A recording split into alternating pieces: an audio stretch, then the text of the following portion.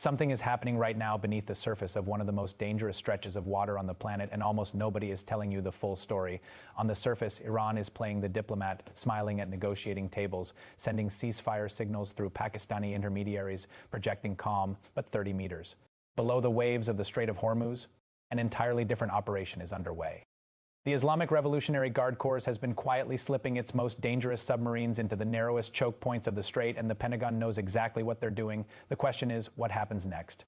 I'm going to give you the complete picture today. The submarines, the trap, the American response, and what this means for the price of oil on your gas station screen, for Russia's war machine, and for the future of the Middle East. Stay with me. This one goes deep. Let's start with the deception, because it's important you understand what Iran is actually doing before we talk about what America is doing in response. The Iranian regime submitted a ceasefire proposal to Washington, not directly, but routed through Islamabad. On paper, it looks like a diplomatic gesture, a willingness to talk, a step back from the edge. But look at the timing. Look at what's happening simultaneously beneath the waves. The Gadir-class mini-submarines, a fleet of compact, lethal vessels, have begun repositioning inside the Strait of Hormuz, not patrolling, positioning. There is a meaningful difference. Here's what makes the Gadir so uniquely dangerous in this environment. These are not the massive nuclear submarines most people picture when they think of undersea warfare. Each Gadir is just 29 meters long. It weighs 125 tons. It is small enough to settle silently onto the seabed, power down to near zero emissions, and simply wait for hours, potentially days, like a sleeping predator on the ocean floor.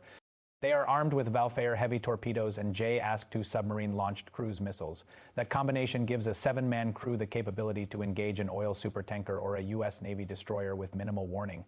And here is the environmental advantage that makes this so alarming. The Strait of Hormuz averages only about 36 meters in depth. That shallow water is a nightmare for large American nuclear submarines, which require significantly more room to maneuver, but for a 29-meter vessel designed specifically for this kind of environment, those same shallow waters become a fortress. Thermal layers disrupt sonar, strong bottom currents scatter acoustic signals, sudden shifts in water salinity confuse detection systems. The Gadir's diesel-electric engine produces a noise signature that blends almost seamlessly with the constant background hum of commercial shipping traffic. Iran has spent 47 years perfecting this playbook: threaten the strait, apply pressure, extract concessions, repeat. The difference this time is that Washington has decided the game is over. The United States did not respond quietly. What the Pentagon has assembled in and around the Strait of Hormuz is one of the largest concentrated displays of naval force in recent memory. More than 20 heavily armed warships have formed what can only be described as a floating steel barrier across the Strait of blockade, so comprehensive that over 61 commercial vessels have already been forced to alter their routes.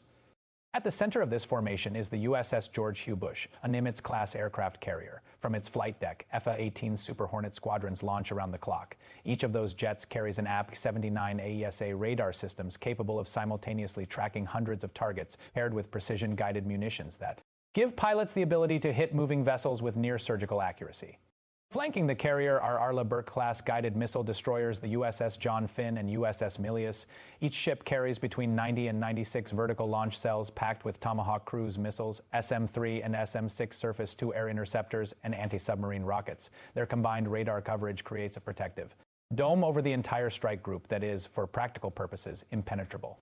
The USNS Carl Brashear Lewis and Clark-class dry cargo ship sails with the group as a floating logistics hub: fuel, ammunition, food, replacement parts. The blockade doesn't need to pause. It doesn't need to rotate home. It sustains itself indefinitely.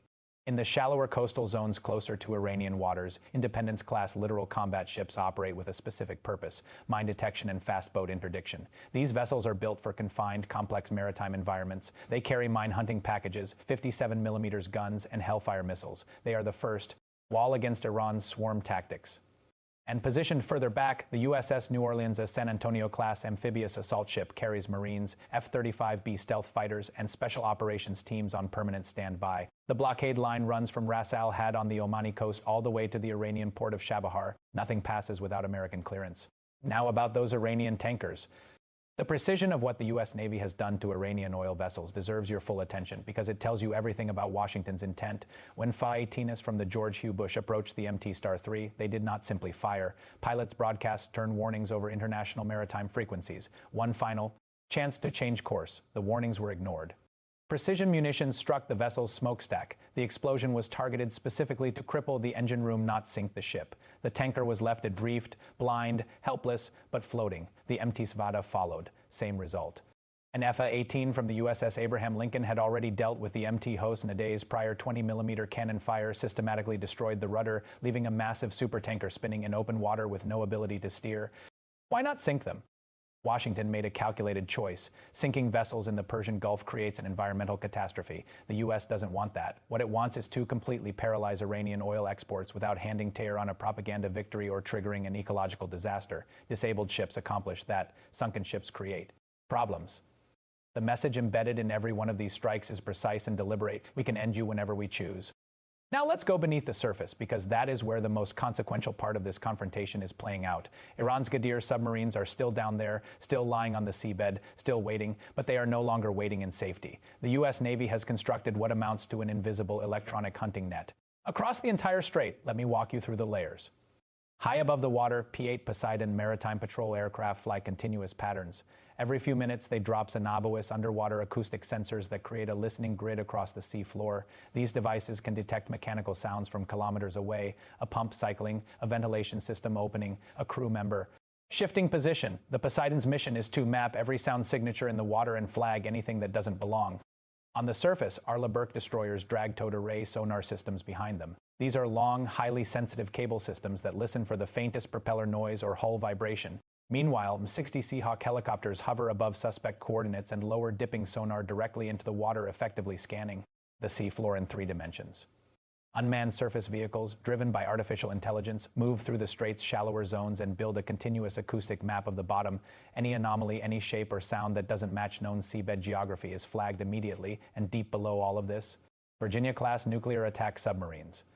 These are the apex predators of this operation, the most advanced hunter-killer submarines in existence. They have been operating in the strait's deeper approaches, listening, triangulating, waiting. The moment a Ghadir crew makes an error, a battery vent opens, an engine kicks on, a navigation system activates the Virginia-class. Boats are in position. A Mark 48 heavyweight torpedo travels at 55 knots. The crew of a 29-meter submarine has essentially no time to react. Here is the brutal strategic reality. Iran's Ghadir submarines were designed to be ambushers. In that role, they are genuinely dangerous. But once detected and the American surveillance architecture makes detection increasingly likely, their small size becomes a liability. They cannot run. They cannot dive deeper. They cannot outmaneuver. What's hunting them? The 7-man crews on those submarines know this, that psychological pressure is itself a weapon. The submarines are only one dimension of Iran's asymmetric strategy. Washington is dealing with all of it simultaneously. Hundreds of fast attack boats, small fiberglass hulls nearly invisible to radar, are concealed in coastal caves and fishing shelters along Iran's shoreline, armed with heavy machine guns, unguided rockets, and light anti-ship missiles. Their purpose is mass launch enough of them at once and hope that sheer volume overwhelms an Aegis defense system. In the air, Shad-type loitering munitions, kamikaze drones probe for gaps in American radar coverage, targeting antenna arrays and bridge structures. They are cheap, they are expendable, and they only need to get lucky once. On the seabed, thousands of Iranian naval mines, contact-triggered, magnetic, and acoustic variants sit in storage facilities waiting for the order to deploy. Mining the strait would be catastrophic for global shipping, even if American forces neutralized every surface and subsurface threat within hours. The U.S. responds to all 3 threat vectors is simultaneous. E-18G Growler electronic warfare aircraft systematically jam Iran's coastal radar networks and communications infrastructure. When Iranian operators can't see and can't talk to each other, coordination breaks down. Every destroyer in the strike group runs its phalanx CIWS, a 20mm rotary cannon that fires thousands of rounds per minute in automatic mode, ready to shred incoming drones before they reach the hull, and special operations teams stationed at Diego Garcia aboard the MV Ocean Trader remain on permanent standby for what military planners describe as direct action missions, a phrase that requires no translation.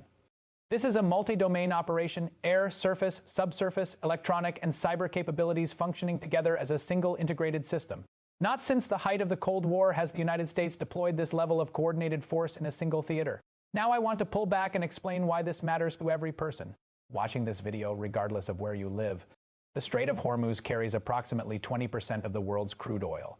Every supertanker that cannot transit that waterway represents an energy supply shock that ripples outward into fuel prices, into manufacturing costs, into food distribution networks.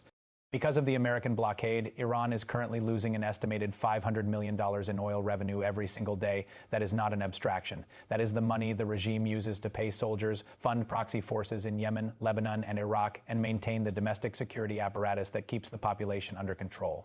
Every day the blockade holds, the internal pressure on Tehran compounds.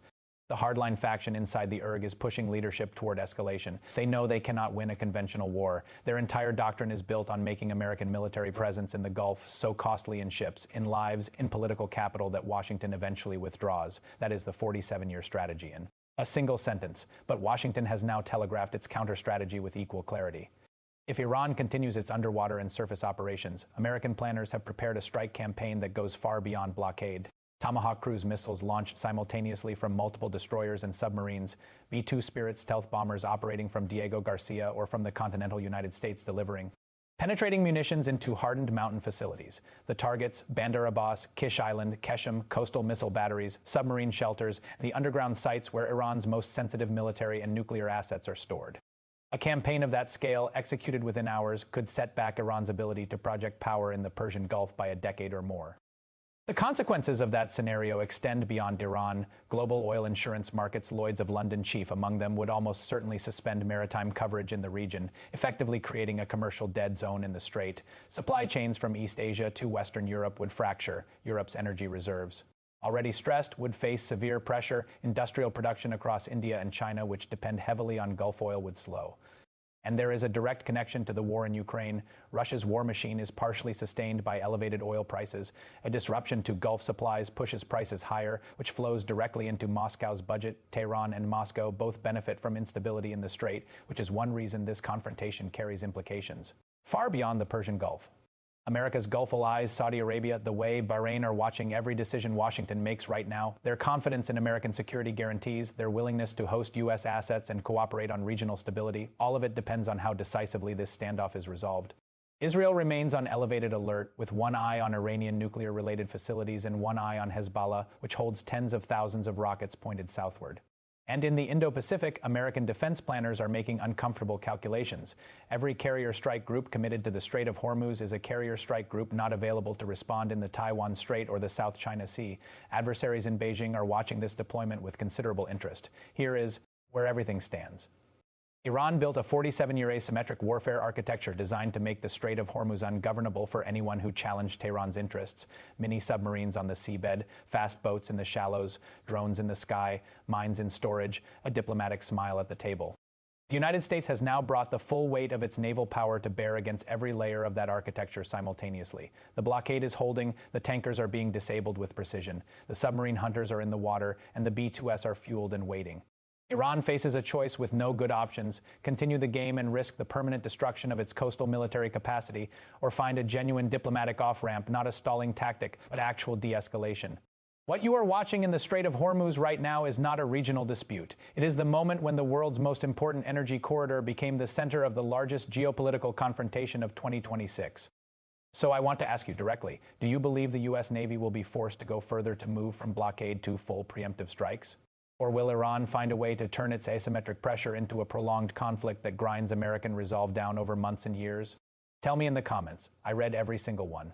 If this analysis gave you real clarity on what's actually happening, not the surface-level headlines, but the strategic picture beneath them, hit the like button, share this with someone who needs to understand what's at stake, and subscribe now with notifications on. This story is moving fast. I'll be here when it does.